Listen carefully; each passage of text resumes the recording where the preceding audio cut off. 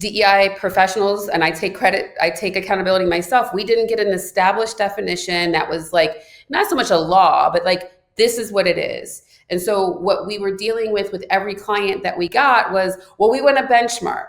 We want to be, and I'm like, I hear you, but these strategies really depend on what your workplace requires, right? There isn't like one standard. And I think business people are used to a standard, like what is the worst or best I can be? And so that made it really hard to understand if they were doing DEI well or not, because most business people don't do well with ambiguity of you decide whether it's good or not, which is essentially what we end up having to tell people, because there wasn't like a uniform standard. So without that uniform standard, folks got to come and like co-opt it, weaponize it, demonize it. And really what we're talking about is fighting over the acronym, not even the words.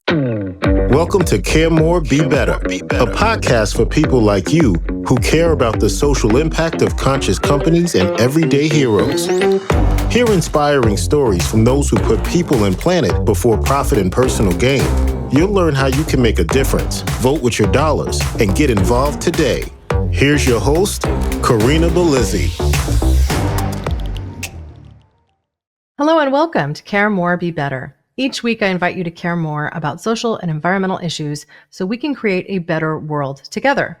In January, I kicked off a program in collaboration with forestplanet.org to plant a tree for every subscriber to our email newsletter and to our podcast on Apple Podcasts, Spotify, and YouTube. If you've been adding these up, yes, that means I'll plant more than one tree per listener or per watcher. And as far as I'm concerned, that's just fine. So far this year, we've already planted 6,140 trees as of the recording of today's episode. So if you're already a listener and a subscriber in these spaces, I just want to say thank you. Your engagement is what makes this effort worthwhile. Every share, every comment, subscription, or follow, and written review helps our podcast reach more people and make a greater and even greener impact. Today, the subject we're covering is one we've touched on a bit this year. We're going to revisit issues that we're facing inside and outside the workplace, given the anti-DEI policies of the present administration. To face this topic head on, I'm joined by Natalie Norfus. She's a creative and proven problem solver with nearly 20 years of experience as a labor and employment attorney. She believes that there is no one-size-fits-all approach to HR and DEI initiatives. And today we're going to peel that onion and learn more with her. So with that, I hope you'll welcome her to the show with me. Natalie Norfus, welcome to the show. Thanks so much for having me. Hi, Corinna. Great to have you here. I know we got to chat just a little bit before the official recording began. So I would love for you to share with our audience a little bit of a personal and reflective history. What brought you through this DEI journey to today? What inspired you to step into this work and keep you motivated, especially on the hard days? We're facing a bit of those lately. Yeah. Well, this is always one of my favorite questions to ask, because I sort of feel DEI steeped in who I am. So my mother was Jewish and her family came over during the Holocaust. My dad is Black and my grandparents were essentially sharecroppers in Georgia who moved up to Ohio so my grandfather could work at a steel mill, which was kind of very normal for Black Americans at that time. And so my mother was a teacher, and growing up, she was really great about exposing me to both sides of where I come from. And so it always sparked a huge interest in people's identities, where they come from, all those cool stories that she brought to me that I experienced growing up. And so it followed me. When I was in high school, I was in high school in DC, and I went to school on GW's campus. So in high school, I was taking college classes at GW, things like international political science and Islamic humanities. I was diving into understanding how different governments work, cultures work. And then when I went to law school, I picked GW for law school because they have an immigration clinic. And I very naively thought at that time I could get a friend back who had unfortunately been removed through removal proceedings. And I thought, well, if I could go to GW, they have an immigration clinic, and get in this immigration clinic, I could get my friend back. And that was obviously naive, but nonetheless, I was in said immigration clinic, and it was a ridiculously amazing experience. Again, you're digging into people's sort of how do they get here, how do they stay, and then I found that work a little bit more emotionally taxing than I was prepared for at 24. So I ended up going labor and employment route. Because there's failures, it's like there's no guarantees, right? Like, even when you do everything right, you do all the paperwork right. I had a fiance visa process I was going through with the help of a lawyer a few years ago. And granted, this is 2 decades ago now. We ended up dissolving our relationship before it would come through. But I got through a lot of those hoops with a German citizen, thinking it was going to be fairly straightforward and easy. And even then, it was a lot harder than I anticipated even 2 decades ago. Yeah, and I mean, even before like the current like venom we're feeling around immigration and all of that, I remember thinking, I mean, this is 20 something years ago. I was like in my early 20s, and you had to take immigration law 101 to get into the clinic. And I remember taking the class like, wow, people make it seem like it's really easy to get in this country and stay, but it is not, right? Like, and ultimately, interestingly enough, when I was in-house counsel, I came back to immigration, and it was only reinforced because then I was doing immigration for the US, Canada, Switzerland, many different countries that my company was in. And I'm like, I don't know why people think it's like people are walking across the border and getting a green card, right? It doesn't work that way. But anyway, I went into labor and employment because it was the closest people thing to immigration that wasn't as high stakes. And so I started practicing in law firms and was advising clients on DEI since like the early 2000s. So I had that legal counselor hat. I've been a chief diversity officer of like multiple fast food brands. So have the inside business experience of looking at it, which I love that this conversation is not just about the workplace, but looking at it from all the different dimensions. And then of course I started my company about 6 years ago. And so we've touched well over 100,000 employees with our assessment work. And we are really dogged about collecting data and looking at themes as a result of what we find or collect in those assessments. It's fascinating. Now, I appreciate too the intersectional lens that you're coming from. I wonder if you see specific areas where law and equity are sometimes clashing and whether they could be better aligned, especially as we're in this present era. Like where do we have protections that we may not necessarily hear about? That's such a great question. So if you look at, I'm a little bit of a nerd, a bit of a nerd, and I love the dictionary. And I love what words mean, right? So when you think about equity, it is a form of the law, right? So when we're looking at how we're taught in law school, you know, there's always like an inequity kind of discussion around how certain legal principles apply. And typically, when at least, again, just for the purpose of example, when we're looking at like a lot of our work in the workplace, most of the equitable things we talk about are rooted in the law, right? Is there pay equity? Well, if there isn't, whoever's not getting the equity has a right to a claim under the Equal Pay Act, right? Is there promotional equity? Are we seeing, for example, that white men are promoted at faster rates than Black women, for example? That's also steep in the law, because if the answer is yes, you could have, a discrimination issue. So when I think about equity, it's almost always sort of right in line with the law, right? It's making sure that your practices are not having an adverse impact on certain groups over the others. So I think that gets lost in the sauce of this debate, because really and truly, the E is where you bring the law in and make sure that whatever practices that you are implementing, whether it be from supplier diversity externally or your employees internally, will sort of be based in some kind of legal principle.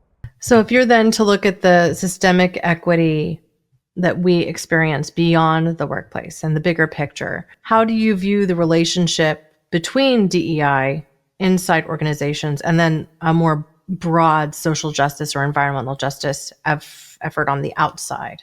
Well, the systems are similarly, they stem from similar places, right? So if you look at, for example, something as simple as like accessibility, right? You wanting to go into like a clothing retail store and they don't have a ramp for your wheelchair, right? That's a sort of a basic equity issue, right? It's also a legal issue. And it also, so in that way, there's like a coinciding of the two. If you're looking at your external practices and whether or not you're making your business available for people of all abilities, that also relates to equity as again, the D and the E and the I. And if you look at accessibility, I mean, that's a very great example of where it's typically bad. Like most places and most structures, at least those in the, before the last 20, 25 years, were not built with disabled people in mind, right? They were built for able-bodied people who don't need a wheelchair, who don't need special assistance. And so I think when you look at the external systems, right, what are we focusing on when it comes to environmental issues? How are we looking at closing the racial wealth gap, like the way lending institutions lend and the like? They really all come from that same place that we have, in this term kind of, it was shocking for me to hear at first, but now that I've spent years with it, I understand it. But we operate sort of in a white supremacy culture, meaning that most of the way systems are developed are very white centered, and they stem back from, 400 years ago when this country started, around urgency, around there's one way to do it, written word over, being able to explain things to people. And so I think you see elements of that. Again, I'm giving sort of a straightforward example with accessibility. We could find many different ways where it kind of leads itself back to, a lot of older white men made the laws in this country without the input of women, people of different religions, people of different backgrounds. And so the laws we have today reflect who made them. Well, you'll find no argument from me here, but I do hear from people who specifically are white that don't feel that they are racist, that have a hard time grappling with this concept of white supremacy being something that it dictates so much of how we act beyond a perspective of just like, what is your skin color? Just this concept of perfectionism is really rooted in this culture of white supremacy too. And I tend to be a perfectionist. Yeah. So even as I learn more about this white supremacy concept and grapple with that issue, like I found myself in moments recoiling and not wanting to accept. And I think that's all part of the process as we really dive in. As in my case, I'm a white woman who is cisgendered, so I'm definitely on that privilege spectrum.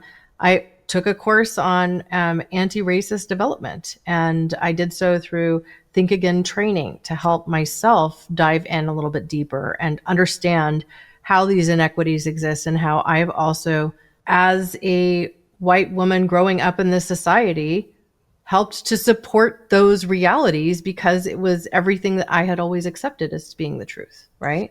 And I think what you're hitting at, though, it's a really interesting nuance, right? Because just to throw this out there, we had done we do a lot of workplace conflict facilitation, and like we hold space for facilitated conversations. And one of our clients that's a nonprofit and really steeped in the anti-racism work had asked us to come in and kind of hold space for people around just some of the tragedies that were happening at the time. It was like during the AAPI hate issues. And so it was just always something happening. And so what was fascinating is because they were doing a lot of training on white supremacy culture, they had a new push of employees from other countries who really struggled with this, right? And one of the things that was most interesting to me is meeting a gentleman from Ethiopia, and he said, culturally, perfectionism is honorable for us, and it doesn't have anything to do with this United States view. So what I always tell people about that is just because it could be doesn't mean that it is. I also think that white supremacy culture is a really inflammatory term, so it shuts a lot of people down just by hearing it. And I'm all for resistance, but I'm also for understanding. And I think sometimes when the words, are inflammatory, people just, their ears shut down on what it's supposed to mean. And so I think that's some of what happens. But I think your example of you went and took this training, I wish a lot more people would do, because it does still require for us to be self-aware about how we're showing up and how we might be contributing to harm or, exacerbating these types of issues. Because if you don't know how you show up, and I see this a lot because I do investigations, and people when they get all clammy and defensive, and I'm like, they don't see themselves in this. And if you don't see yourself in it, then you're always gonna be like, no, that's not right. That's not right. No, I don't do that. I'm not racist. No, I could never be racist. But the reality is, if we get comfortable with every single one of us has a bias of some sort, I think it just helps to even that playing field, because no one doesn't have a bias, right? If you have a favorite color, a favorite team, a favorite food, you have a bias, right? Yeah. And I found there were several books that helped support the journey for me, because I'm just interested in being involved in more anti-racism activism. And so if that's the case, and I want to be a better advocate and somebody who is a true ally and not just somebody who talks the talk, then I have to do more learning. And so as part of that course, Davey Schlasco's company, Think Again Training, and they've been a guest on this podcast before. So I've shared that episode with the world and I'll link back to it. We read this book called Me and White Supremacy. And that particular book really helped, even as it was uncomfortable, because at the end of each chapter, they asked you to honestly answer a few questions from the perspective of how, not do. So meaning that how have you supported a culture of white supremacy, not do you? Because if you say do you, and they're like, no, I don't do that. That's not me. I'm not like that. It's easy to dismiss it. But when after reading a chapter that kind of helped to reveal some of these areas that you may not necessarily associate automatically as being associated with supremacy culture, even if it wasn't white, just supremacy culture, that now you're saying, how do I do that? And it can engage you to think about it more openly. And this is all through self-reflexive journaling. It's not like I'm sitting there putting it up on a wall for somebody to see. This is like, it's the inner work. Well, and I think you hit it though, because if you're feeling, we always tell people, if the concept is making you feel something, get curious about it, right? If you're feeling defensive, well, why, right? To give you a personal example, there was a group of Black women where we were just talking about racism, and then there this whole discussion came up about colorism. And I found myself getting really defensive when there was like a comment of, well, you're like light-skinned women have it easier. There's a light skin privilege. And then what I kept defaulting to were all the ways in which I've experienced bias or microaggressions in the workplace to say, but I've been harmed, right? Which is no different than what like poor white men will say, like, you're telling me I'm white and I have a privilege, but I'm poor, so I'm not really benefiting from it, right? It's centering yourself instead of the point that's being made. And when I came away from that conversation, I'm like, I got defensive. So let me really think about what it was that bothered me about that. And it was sort of like not being able to hold two truths at once. It's true that I've been subject to bias.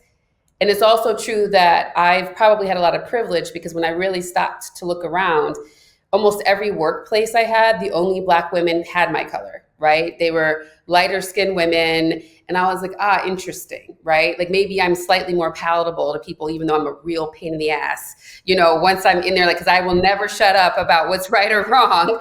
But so it was me having to step into like, okay, calm down. Like no one's coming for you. Like what exactly is causing you to feel this way? And the other easy way I tell people to do that too is we're on social media or we're all looking at emails. Pick a caption. What's your reaction to it, right? If you see a caption that says Citibank teller suing Citibank for sexual harassment, is your response good because these big companies are always screwing employees? Or is your response employees are trying to get money and something for nothing? And whatever your reaction is, you can go down that rabbit hole. It only takes like 2 minutes, right? To understand, why do I feel that way? Like, where does that come from? And I just don't think enough people get beneath the surface, right? They feel like they're being attacked or that their character is being diminished in some way. And if we can get past the right wrong of it, because our brains are so binary and it's not really, it makes you a good or a bad person, it's just information.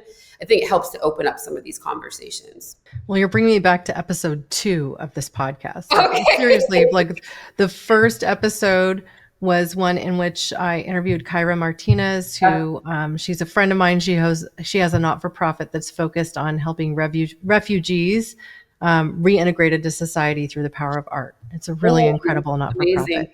And then episode 2, I brought on Genevieve Smith, and we talked about the uncomfortable conversations and being willing to engage with people who didn't agree with you. And I think this is one of the things that we've gotten less good at over the course of the last few decades. I think back to early core prerequisites for graduating high school in my era. And I wonder if they're the same today, because we had to take speech and debate. It was like part of what was expected of me. I had to be able to argue the other side. And I remember specifically having to, as part of a course, debate on behalf of just corporal punishment. And whether or not that should be allowed, and capital punishment, right? And I had to argue on behalf of the idea that killing inmates was a good idea. Like if they had, they're deemed to be, well, disposable because they committed crimes that are considered so heinous that they can't re-enter society. And yet so much of the time, evidence is that these people are convicted on faulty evidence and later proven to be innocent, and you've murdered them. Like there's no going back, right? Like the state has done it, but I'm having to argue on the other side and saying capital punishment is a good thing. And even just pushing yourself into that mindset and having to then perform in front of a class and debate the issue and see who wins the debate versus who doesn't, on the fly, right? Like, because you'd often get assigned which side you were going to argue the day of the debate, right? And this was a very important skill to learn. Yeah. Because it forces you to step inside another person's perspective, step inside another person's shoes, and do your best to win the argument. And I feel like what we're doing now is the reverse of that. We're just like, no, I dig my heels in and I stop listening. You're wrong. You're the enemy. Yeah. And I'm a mother of a high schooler, and the curriculum for me leaves a lot to be desired. But he actually, he's a really incredible writer. And recently in his AP language class, they had to do something like that, where it might have been last year. But anyway, he shared some of his times where he's had to kind of take a position that, he didn't really agree with. But I think they need that right? Like there's, and actually it's interesting because when I look at my son who's Gen Z and his kids, they have a lot more fluidity and being able to accept lots of different positions than the adults that I deal with, right? I actually worry less about my son and his friends because, like, his friends that are girls will they'll be talking to me. I'm like, you said that? And they're like, yeah. I'm like, oh, excuse me. I don't know if you curse in here, but I'm like, I would have never been able to say that at 17. Like, I'm so excited for you guys. Like, and him and the way his thought process is. And so, but what I've noticed, especially post-pandemic, and I'm not an organizational psychologist, although I would want to be one just to understand this, but I think, we never had time to stop, cope, grieve after all this death and sickness during the pandemic. So people have been struggling since then. And then we add on all these things. It's our nervous systems are getting attacked daily by, catastrophes of one kind or the other, that people we're like in a pressure cooker situation. So the second you say something that's like, that's not, then people are already ready to fight, as opposed to assuming good intent, as opposed to being curious. And I would love to see a little bit more like conflict management grit or teaching or something really in the workplace for adults, and certainly for kids. But I just think that people don't even have the capacity to deal with a lot outside of what they believe to be the truth. That's very esoteric. Sorry. No, but I mean, I think this is at the root of a lot of our problems right now in this particular society, because we can't listen to an opposing viewpoint without getting our hackles up. I mean, that's really what has happened. I see it inside my family, where my mother doesn't want to talk to her half sister because she voted for Trump, just as an example. Mm-hmm. And it's like, well, okay. Or my cousin who, I mean, I'm a leftist. I don't necessarily like calling myself a Democrat because so much of what they do is whatever. A registered Democrat. It shouldn't matter. I should be able to debate with people. Like, this is my perspective. Like, I should be able to have a conversation that's intelligent about the issues that we're facing as a people. And I can do that with my cousin, who absolutely has voted for Trump 3 times. And I'm proud of that. Mm-hmm. But I have friends who look at me and say, I don't even understand how you can be their friend. I don't even understand how you can speak to them or be in the same room with them. And I think that that's at the root of the bigger societal problem of not being able to see the value in an individual beyond their beliefs. And this is like just where I feel like we're getting stuck. Like we're getting stuck in a whirlpool of, that's sinking, that will cause everybody to sink if we don't start to listen. Yeah. And I mean, I think you're hitting on something really critical here. If you bring it back to this DEI conversation, I think where we've gotten, I also should just say, I think right now, I've said this multiple times, but I feel like we're in like an Ocean's 11 type robber movie where we create the diversions in the beginning and everybody's like hysterical. Like, this to me is the epitome of, I don't know what diamond they're trying to steal, but like the fact that we're all like, everything's a diversion tactic and it's all messing things up. I know but I think that the reason why we're susceptible to that as a nation is that we've gotten away from what things mean, right? We've allowed things to mean anything. It never was until the past 4 or 5 years that your political affiliation defined who you are as a person. So now that's what's happening. Oh, you like Trump? That means you're a terrible person.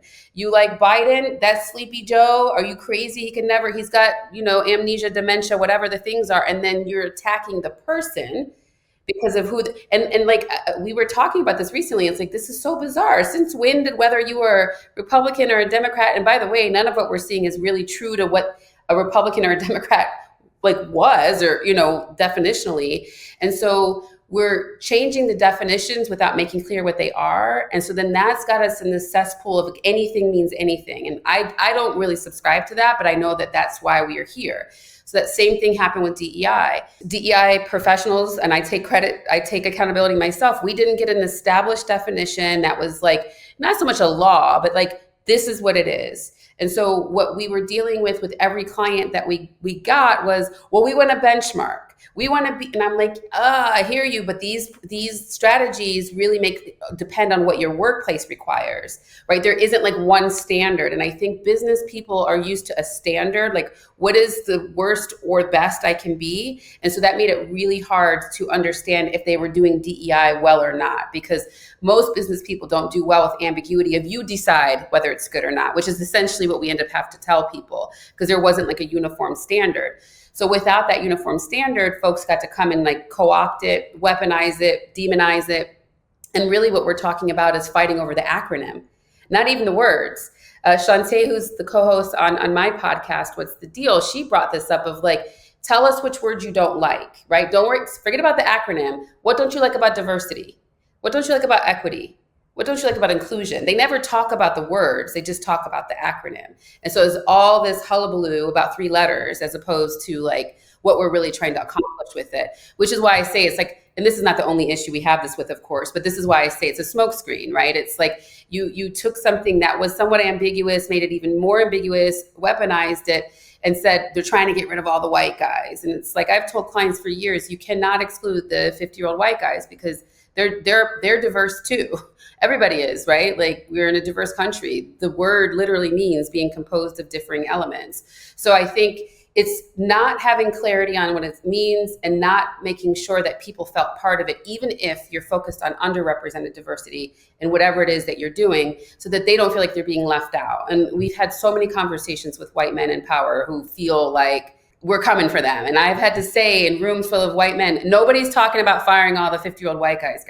That is, I would never say that. That's not what we're doing. We're saying you've gotten over a bridge and you should bring the other people with you because you're on the other side of that bridge by yourself. Well, I could talk about this part of the issue for like days on end. Decades. Because, I mean, I think the biggest problem is that we've stopped thinking critically about what we're actually talking about. Absolutely. Yeah. So it's like diversity, equity, and inclusion. The drum I will beat time and again is programs like this help everyone.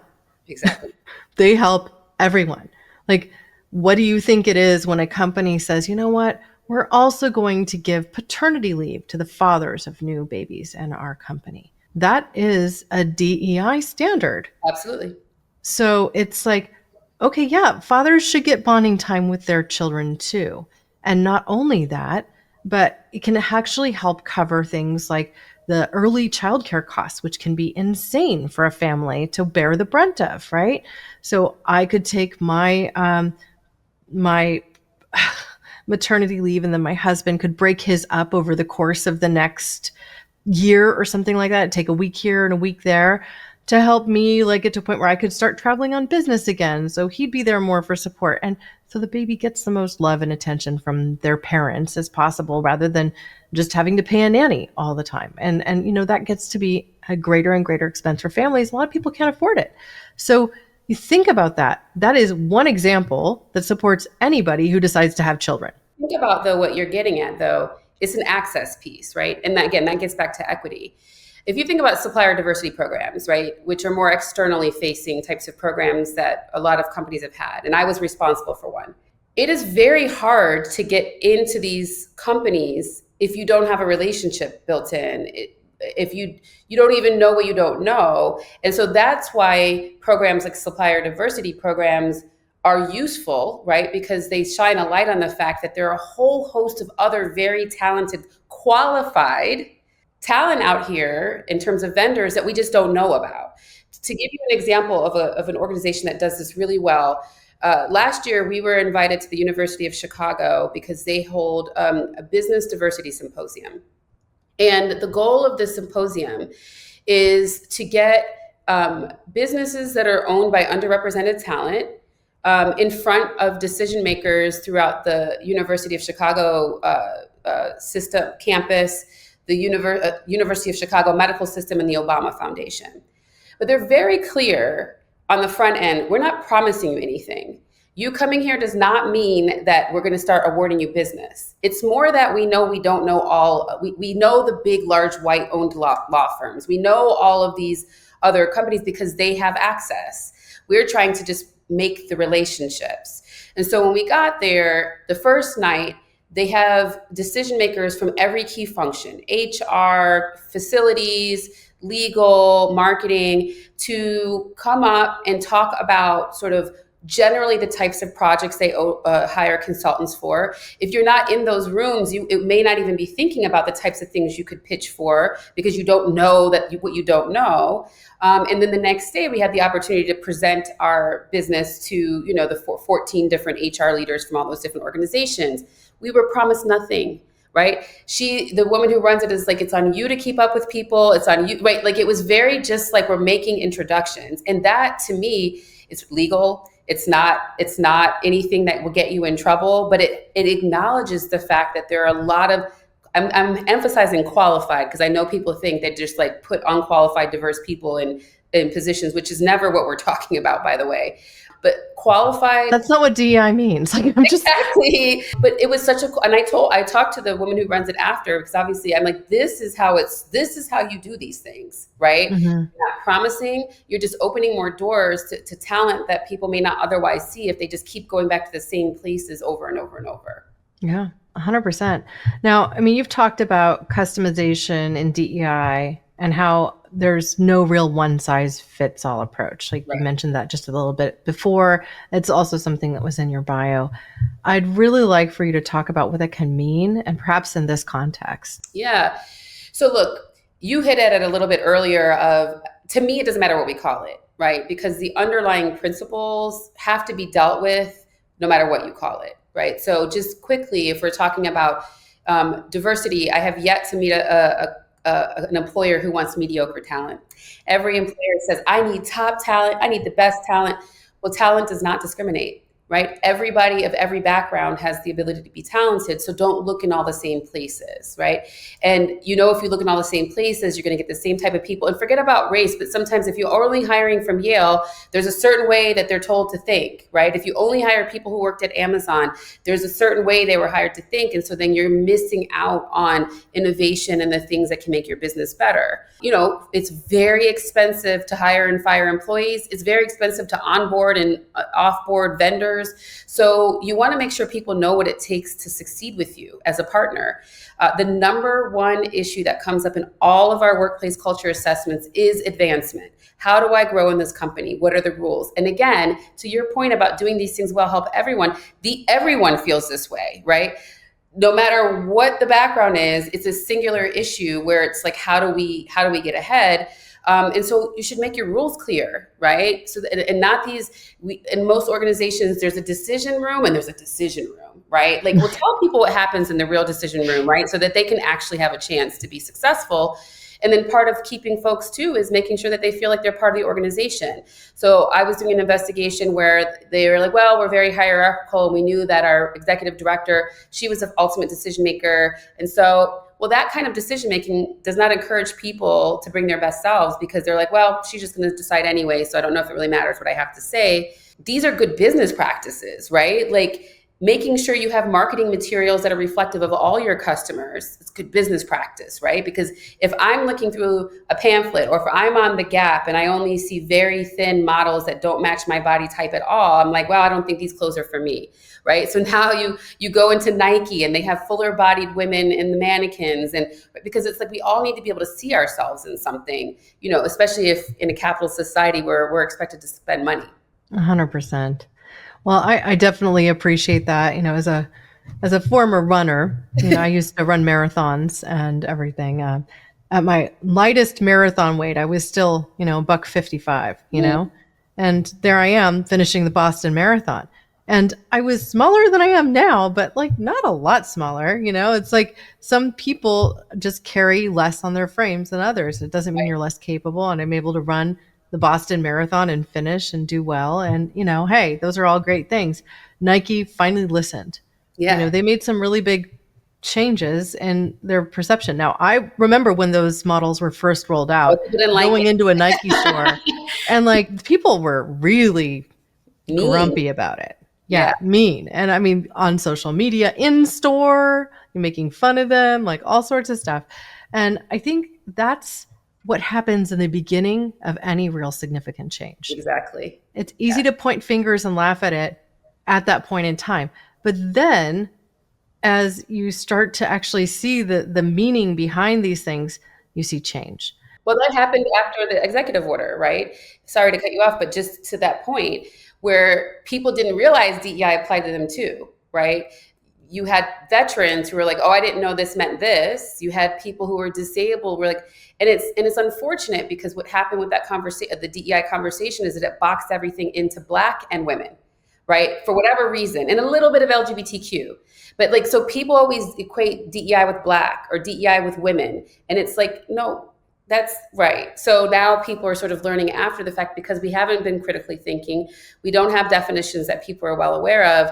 They're going with what their hero tells them it is. And so, that part of it means for businesses, just quickly closing out on what you were just saying, is you need to know your data. You need to know, what are your customers saying? You need to know what your employees are saying. You even need to know what your third-party partners, like your consultants, are saying. So you have a good view of who you are as an organization. And we're really clear on the only way businesses make decisions is with data. So for us, people data is no different than money data, than any other data. Like, use your data to make the decisions to figure out what your organization needs. Because like, for example, some of it, the courageous conversations piece that you were talking about from your second episode, when you apply that to managers, when we do that type of training, like, it's hard to give the feedback.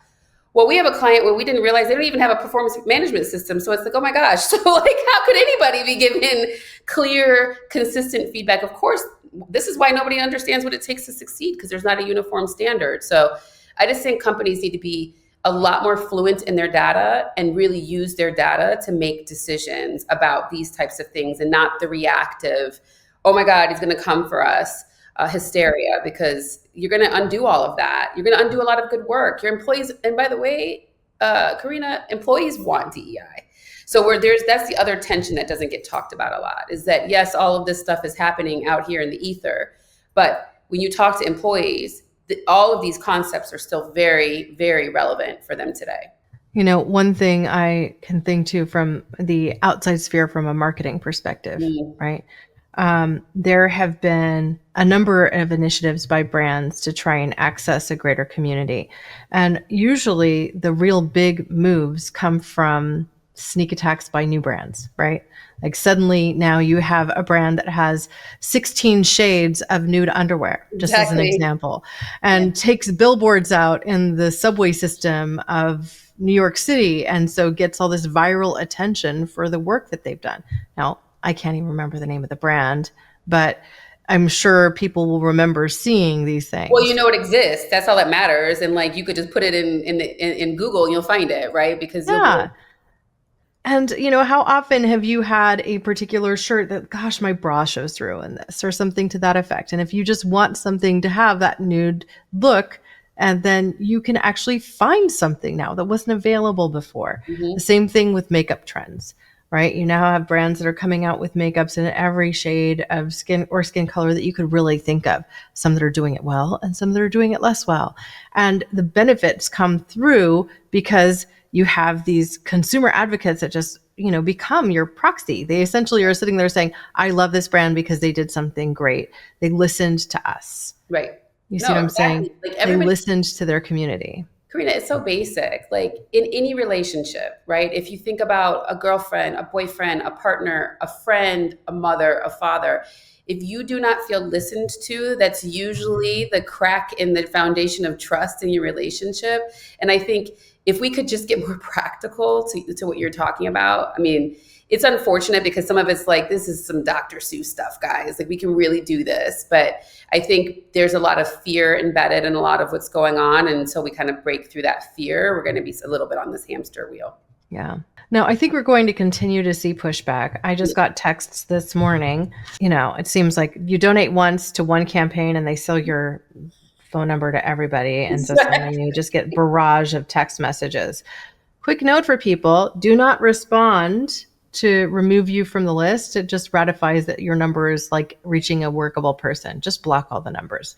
I've read articles. Apparently that doesn't work anymore. It did work for a little while, but there's no real way to stop all the bots from texting you. So just block them. At any rate, I got one specific to Costco. And because Costco is standing their ground on their DEI initiatives, there may be risk for them coming under fire. Or as we talked about before we started recording, how Target has managed things and this greater sphere. Right. What can you speak to with regard to the pushback on DEI or even the pushback on, the rollout of removing DEI from some of these institutions? What do you think we can do to navigate that tension and keep moving forward even in the face of resistance? The reactivity is what is causing the backlash, I think, no matter which way you slice it, right? So if you go back to 2020 after the murder of George Floyd, all these companies had the most fervor I've ever seen throughout my career about wanting to do DEI well. And that caused backlash with certain groups because it's like, oh, okay, why all of a sudden are you centering, the Black Lives Matter movement? And, people were frustrated, but some of it was so reactive. Right? Of course, we want the attention to it, but it's just this idea that a lot of business leaders who unfortunately, and I tell them this to their faces, get further and further away from reality the higher they are in these organizations, where it's just like they thought we were going to come put a DEI Band-Aid on and everything was going to be healed. And it was like, that's not how it works, right? It's just like the weight thing. You don't gain the weight overnight. You didn't get here overnight. Like this is going to take some time.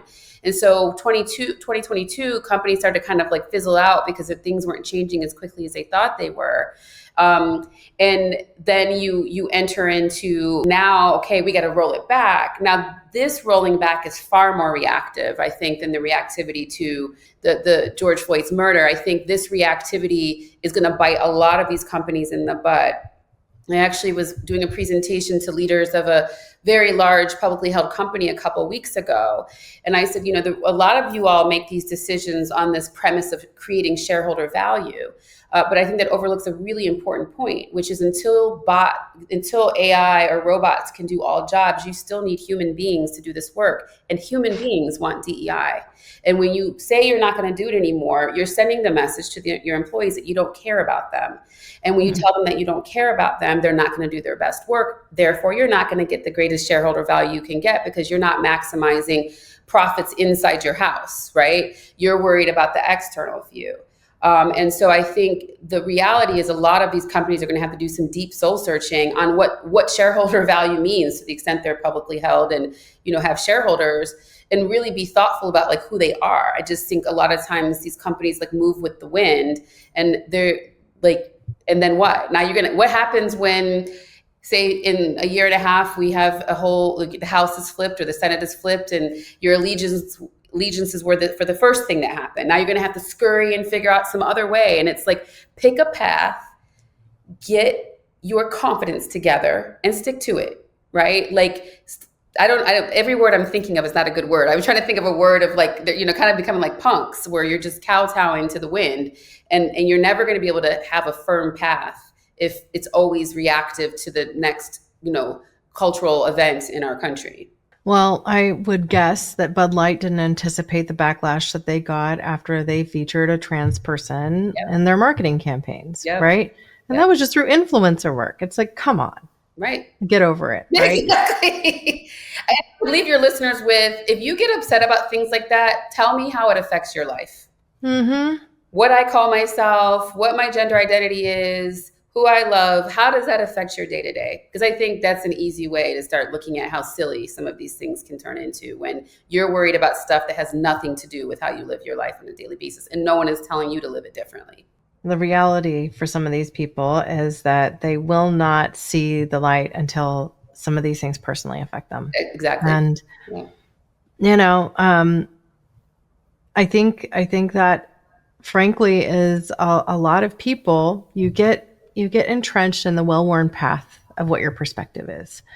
And especially if you're an individual who hasn't traveled much, who hasn't been to big cities or lived in different spaces, who's, generally speaking, stayed in the same basic community, often church going and whatnot, that the worldview of that set of people affects you in such a way, and identity gets so wrapped up that there isn't a clear division between you and the groupthink. And so, it's tough. I mean, how do we get there? We get there because it's harder to be mobile. It costs money to travel. A lot of people don't have the privilege of being able to get on a plane and hop over to Europe or, to go see the pyramids in Egypt or any of these things. Like, those experiences are out of reach for a lot of people. Right. And so the worldviews become a little more insular, a little smaller, and it's harder to place yourself in the shoes of someone else if you've never met them, never had lunch with them, never broken bread with them, never had a conversation with them. And I think we need to encourage an expansion of the mind. Just think differently, think bigger, try to place yourself in those shoes. What would it be like to be that individual for a day, a week, a month, or a year? Yeah. And, a few resources that come to mind for exactly what you're talking about, because it is a privilege, to be able to hop on a plane and see the world from all these different perspectives. But fortunately, with smartphones, computers, the like, sometimes the world can be brought to you. And so I'll just throw out 3 things that I think have been super helpful. Apple TV has a series called Little America, and it's fictional, but it's based off real people. And so it's 8 different stories about immigrants from different countries and their life in the US. Like, the first episode is the Indian American family that owns a motel in some tiny little place in nowhere in America, right? And that experience of the child of the parents then becoming the owner. A gentleman from Nigeria who was doing his studies in college in Oklahoma and becoming sort of in love with like cowboy culture. And so to me, it was such a super cool way to see the world through different people's eyes. So I think the countries they covered was France, Mexico, Nigeria, Uganda, India, China, and I'm missing one. But again, it covers the world, right? And so that's great. I'm not actually trying to plug the movie because my son was in it, but I think it's like a really fantastic movie to kind of help understand sort of race relations in the US, and that's The Hate U Give. And The Hate U Give is based off a New York Times bestseller. That book has been banned in a lot of places because of what we have going on. But it was over 200 weeks, #1 on New York Times bestseller, only to be displaced by her Angie Thomas's second book, which was, a prequel to The Hate U Give. But I think The Hate U Give is a really great book that really accurately, even though it's fictional, highlights sort of these race relations and why there's this black-white issue in the US. And then, this is not the third thing I was going to say, but obviously we have a podcast. It's called What's the Deal? And we focus on these issues largely around how leaders can be more inclusive. But we always have shared language. We always are providing data. So that's a resource.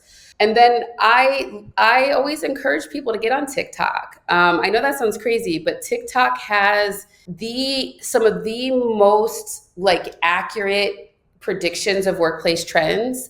But within that, there's also tons of other ways in which you learn about people. So I got on TikTok to be nosy about what my son was watching initially, but then I got my own hook into it because there was a trend around Native American indigenous folks around the world. And I was like, holy crap, I didn't know these things. And so I would see something on TikTok and then I would go off of TikTok to go research it and better understand it. But I would have never been exposed to it otherwise, right? Just the beauty, for example, of the garb and the dancing and what it means, for Native American culture, just video after video that I would not have otherwise been exposed to.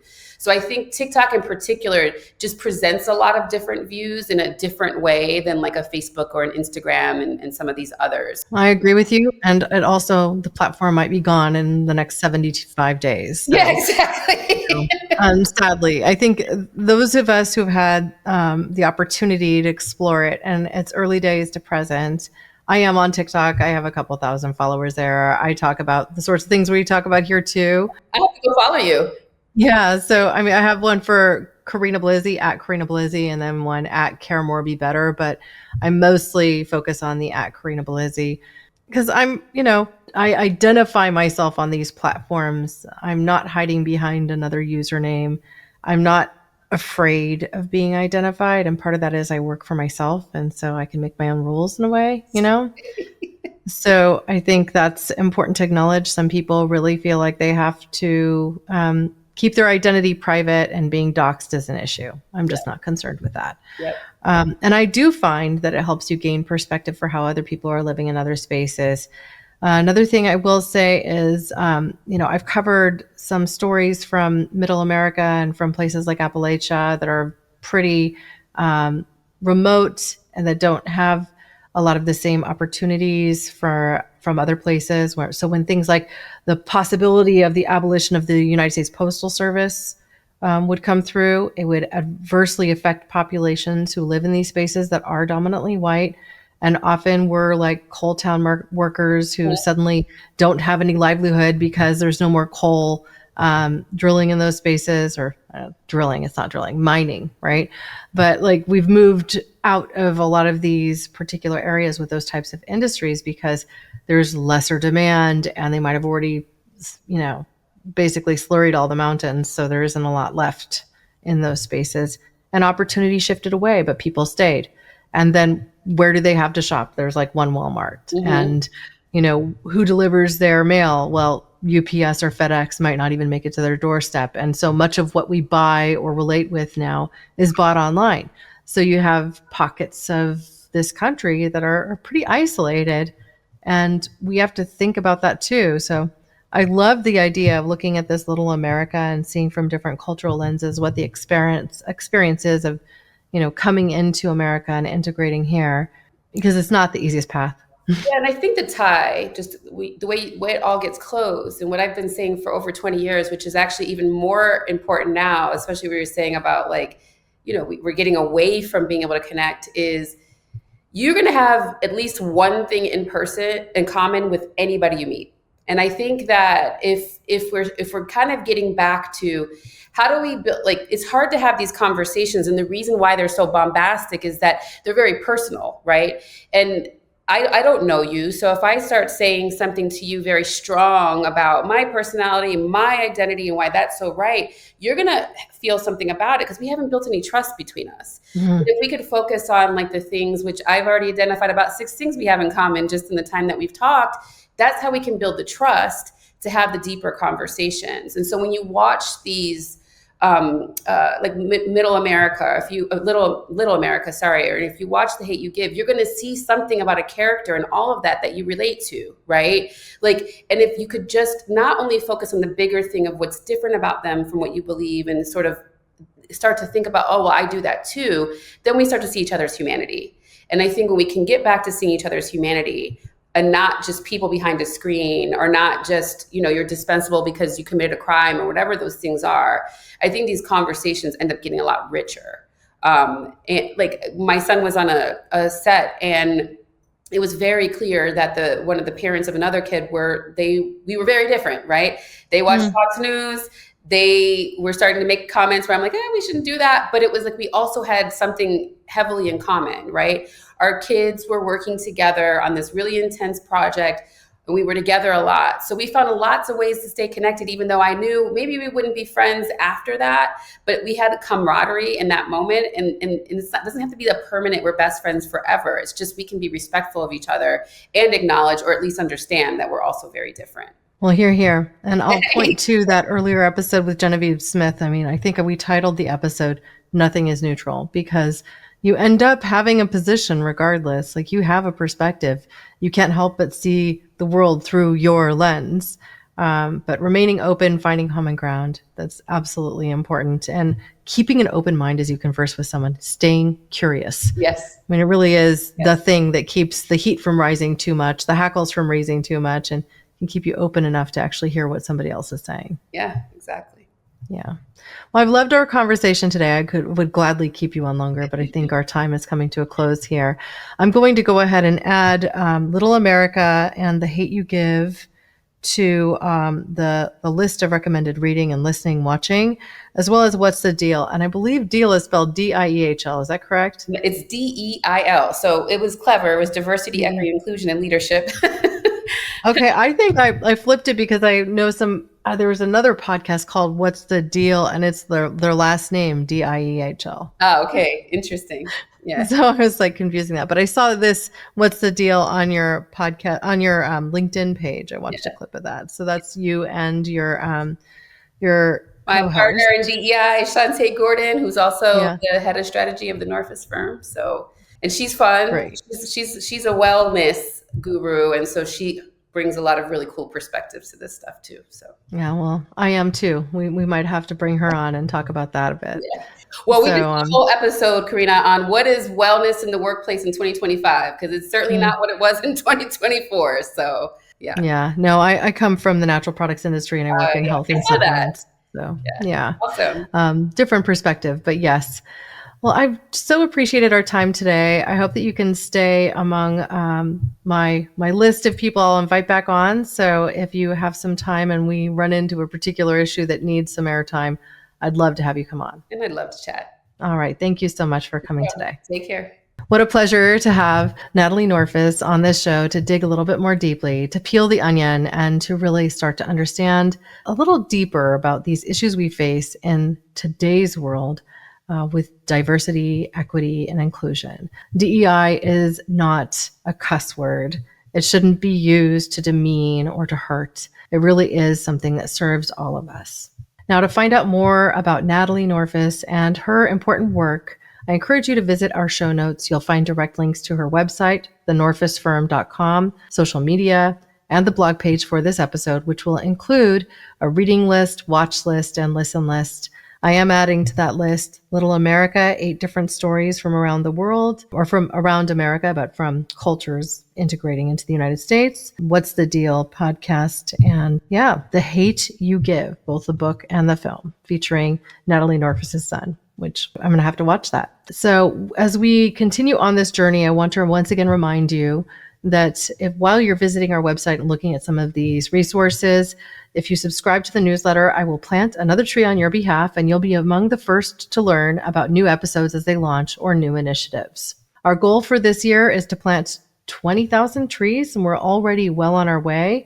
I'm fairly confident that we'll scream right past that objective, but we can't do it without your support. So please do follow us on those platforms, Spotify, YouTube, Apple Podcasts, and if you will, also write us a review. Thank you, listeners and watchers, now and always, for being a part of this pod and this community, because together we really can do so much more.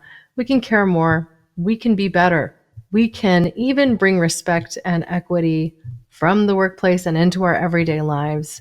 We must not obey in advance. And I will point to this book again, On Tyranny by Timothy Snyder. This is number 1 on the reading list for support against the initiatives that we're seeing come from the Trump White House right now that's trying to quash out DEI programs. So I encourage you to take a look at that and the rest of the reading list as well. We can care more, we can be better, and we must remain vigilant and focused. With that, I just want to thank you all again and have a marvelous day. Thanks for listening to Care More, Be Better, a podcast for social good. To make sure you never miss an episode, subscribe, rate, and review wherever you listen to podcasts, and share with your friends to help us reach more people and spread more social good.